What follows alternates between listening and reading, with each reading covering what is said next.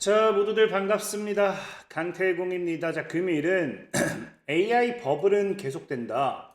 SK하이닉스를 뛰어넘을 AI 대장주 HBM이 아닌 LPDDR이 될 수밖에 없는 이유에 대해서 오늘은 방송을 좀 진행해 보려고 합니다.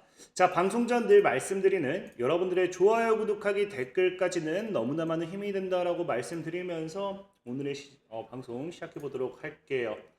자, 일단 여러분들도 알다시피 현재 이제 엔비디아가 이제 다시 570억 달러라는 매출을 기록하면서 신고가가 이제 다시 매출에 대한 엄청난 또 폭발적인 역대 최고 매출을 기록했다라는 발표 자료가 나와줬습니다.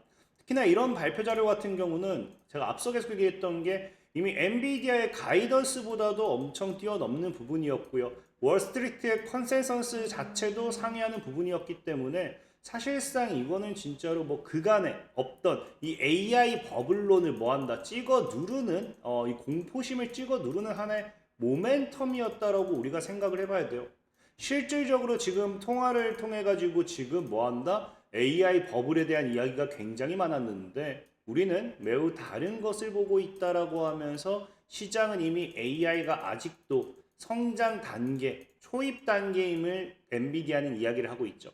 특히나 최근 같은 경우는 이제 아마 이 AI 버블에 대한 이 마이클 버리라든지 다양한 이 애널들 아니면 이제 다양한 이제 투자자들이 이제 엔비디아를 전량 매도하면서 AI에 대한 버블에 대한 이런 것들이 굉장히 많이 심어줬던 부분인데 이거를 직접적으로 또 반박하듯이 매출 발표와 함께 엔비디아가 뭘 하기 시작합니까? 이제 젠슨왕 CEO가 판매가 차트를 넘어섰다라고 표현을 하죠. 그러니까 차트를 넘어섰다라는 게 다른 게 아니에요. 이 차트를 넘어섰다라는 거는 말 그대로 우리가 차트로는 표현할 수 없는, 이제 그래프로는 예측할 수가 없는 측정 범위 이상으로 이제 올라갔다라는 겁니다. 그래서 이제 정상적인 범위를 벗어날 만큼 굉장히 강력한 수요다라는 거고요. 그렇기 때문에 시장은 지금 앞으로도 이 AI에 대한 버블, 랠리에 대한 부분을 굉장히 강하게 바라본다라고 이제 여러분들이 이해하시면 좋아요. 그렇기 때문에 앞으로 지금 이제 최근에 이제 AI 관련되어 있는 섹터들, 그 다음에 증시 이런 조정이 나왔던 부분이 다시 한번 AI를 통한 강한 반등장이 나올 수밖에 없다 생각하고 있고요. 실제로도 이미 그 젠슨왕 CEO 같은 경우가 실적 발표 전에도 5천 달러 주문이 이미 확보됐다라고 얘기할 만큼 아마 내년에도 더 좋으면 좋았지 못할 리는 없다고 생각하고 있습니다. 그러다 보니까 이미 엔비디아 같은 경우도 장전인데 어떻습니까? 장전인데 이미 5% 정도. 사실 이제 오늘 다시 이게 AI 버블로 찍어 누른 거거든요. 그럼 내일 다시 한번 여기까지 치고 올라가기에는 충분하지 않을까 좀 생각해보고 있고요. 개인적으로는 다시 한번 엔비디아가 아까 얘기했죠. 차트를 넘어섰다.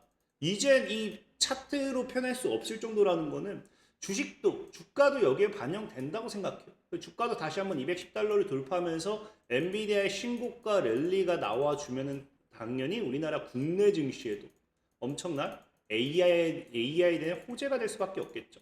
근데 중요한 건 문제는 뭐냐고 하면은 이런 이 엔비디아의 호재 속에서 오늘 엔비디아가 또 콕 집어서 이야기한 게 뭐냐? 이제 삼성전자, SK하이닉스 아마 오늘 급등 나온 이유도 뭐 이런 부분 때문에 생각해요. 바로 엔비디아가 직접적으로 언급하죠.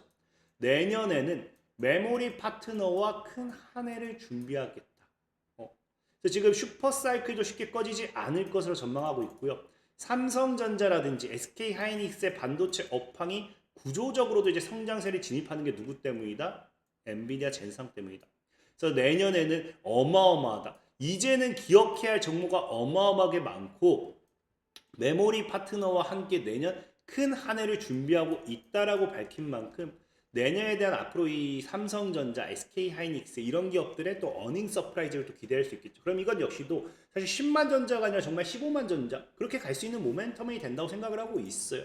그러면서 얘네가 얘기한 게 사실상 여러분들이 이제 삼성전자, SK하이닉스 이런 거를 매수하셔도 좋지만 이제 제가 방송에서 LPDDR이라고 표현한 이유가 뭐냐고 하면은 이거는 실질적으로 이제 엔비디아가 꼭 집어서 얘기한 겁니다. 엔비디아가 내년 매출을 이야기하면서 루빈이 내년 생산에 돌입하면서 이미 반도체 업계들이 본격화될 거다. 그래서 이게 지금 엔비디아는 내년에 사실 매출이 더 증가할 수밖에 없는 게 이 루빈 같은 경우는 기존 버전에는 이제 HBM이 보통 5개에서 6개가 들어가요. 근데 루빈에는 8개가 들어가고요. 개수도 더 증가하는데 오히려 HBM 제품 기존보다 50% 뭐다? 개당 가격이 더 높을 것이래요. 그러니까 판매 가격도 높아지는데 개수도 더 많아진다라는 거니까 사실 뭐 어찌됐든지 이런 HBM에 따른 반사이익으로서 당연히 삼성전자, SK하이닉스 올라가는 당연한 거고 제가 LPDDR이 지금부터 이야기하는 게 엔비디아발 모멘텀으로 크게 올라갈 수 있는 게 뭐 때문이야? 바로 이것 때문이에요. 스마트폰에 주로 쓰이던 뭐다? LPDDR. LPDDR이 이제 여러분들이 아실지 모르겠지만 이거는 거의 기존 사실입니다. 공식입니다. LPDDR은 스마트폰, 태블릿, 노트북에만 사용된다라고 정의된 건 아니지만 거의 정의된 수준이라고 보시는 게 좋아요. 그래서 기존에는 이 LPDDR이 이제 한계가 있었지만 이제는 뭐다? 수요처가 확대가 됐는데 이 수요처 확대가 바로 이 엔비디아 데이터 센터 서버에 들어가는 베라의 차세대 메모리 모듈 소캠을 탑재하기 때문이다.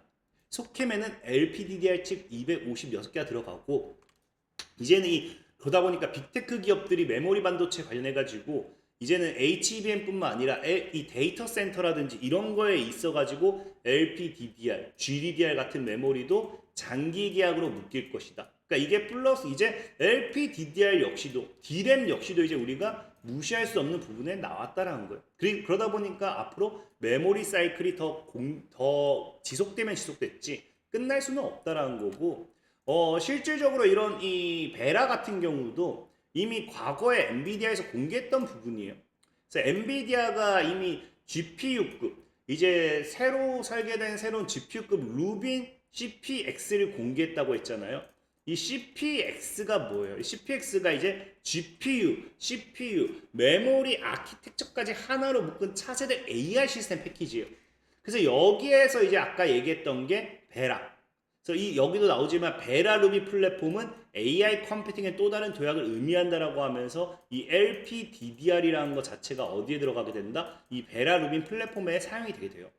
근데 중요한 거는 이 베라 플랫폼을 통해 가지고 이미 실질적으로 미국은 이미 AI 인프라를 구축하고 있습니다. 미국 정부라든지 연구소라든지 다양한 국가 내 주요 기업을 통해 가지고 이 베라루미 플랫폼을 최적화하는 부분, 이미 이 AI 인프라에 이미 사용되고 있다라는 거는 앞으로 뭐다? 앞으로 데이터 센터에서는 HBM뿐만 아니라 LPDDR도 필수적인 요소로 떠오를 수밖에 없다라는 거예요. 여러분들이 알다시피 작년, 재작년 HBM 붐이 불었죠.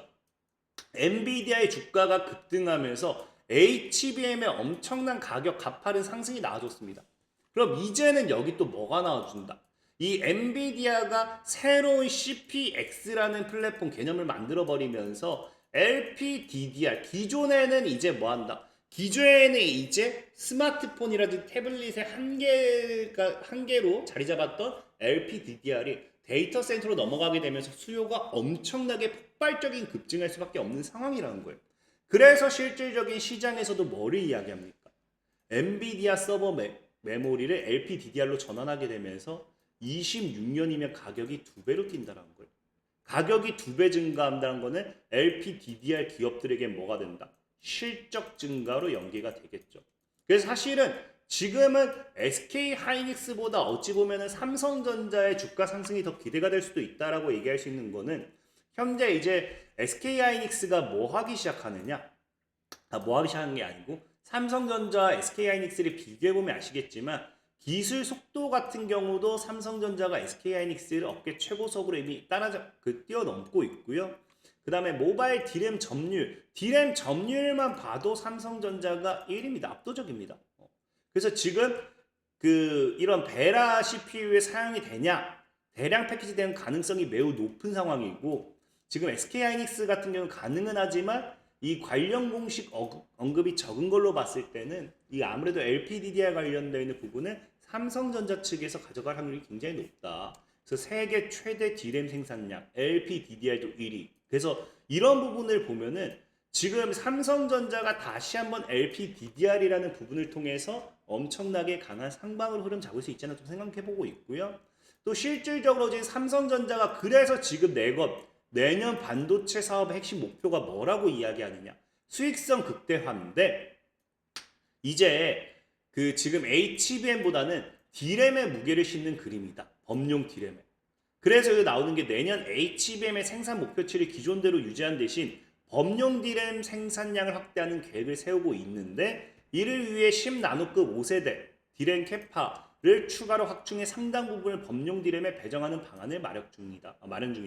그래서 내년에는 무조건 수익성을 극대화하는 것이 최우선 과제인데 단기적으로 HBM을 역전을 노리기보다는 아직 경쟁력이 충분하지 않으니까 어디로 가겠다. LPDDR이 떠오르니까 LPDDR 관련되어 있는 부분에 더 추가적인 생산 라인이나 이런 걸 확충하면서 가져오겠다라는 거예요. 그러니까 이미 HBM은 SK하이닉스에게 뺏겼지만 LPDDR만큼은 뺏기지 않겠다. 그래서 지금 이제 현재 삼성전자 같은 경우 최근에 450조 또 추가 투자 모멘텀이 나왔었죠. 그래서 450조 투자도 결국에는 LPDDR 쪽으로서의 시장 흐름으로 넘어갈 확률이 굉장히 크다라고 여러분들이 좀 이해해 주시면 좋을 것 같고요.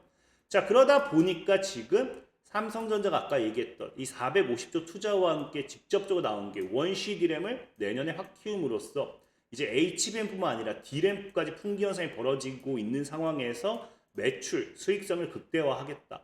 D램 확보에 450조 원이라는 투자 계획 발표와 함께 최우선으로 하겠다라는 거죠.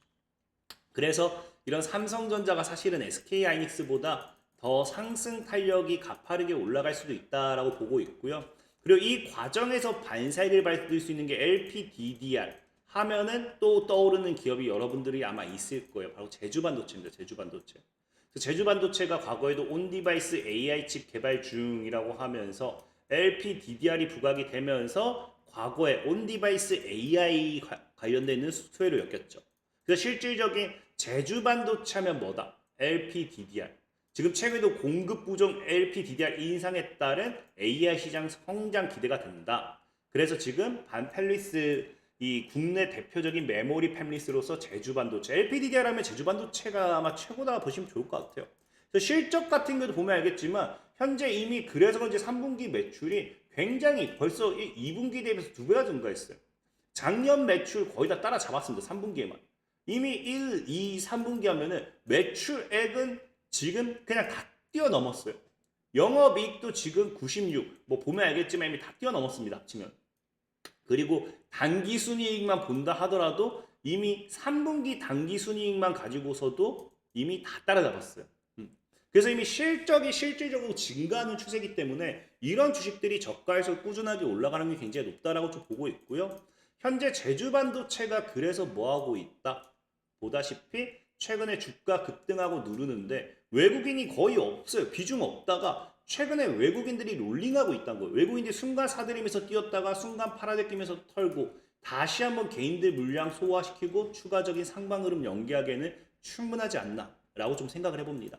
그래서 제주반도체라는 종목을 좀 보시면 좋을 것 같고 해당 종목에 대한 가격 전략이라든지 시황적인 부분이 궁금하시다 하신 분들은 이제 영상 하단에 제가 이렇게 댓글 남겨놓을 거예요. 그래서 제가 이렇게 늘 장 마감하고 장전에 리포트도 올려드리고 있습니다. 리포트를 참고하셔가지고 매매하는 데 도움도 받으시고 그 다음에 또 뭐 하시면 좋다? 가격 전략도 좀 참고해주시면 좋을 것 같다 말씀드리면서 오늘 방송 마무리하도록 하겠습니다. 자, 지금까지 강태공이었고요. 여러분들의 좋아요, 구독하기, 댓글까지 너무나 많은 힘이 된다 말씀드리면서 자 모두들 안녕!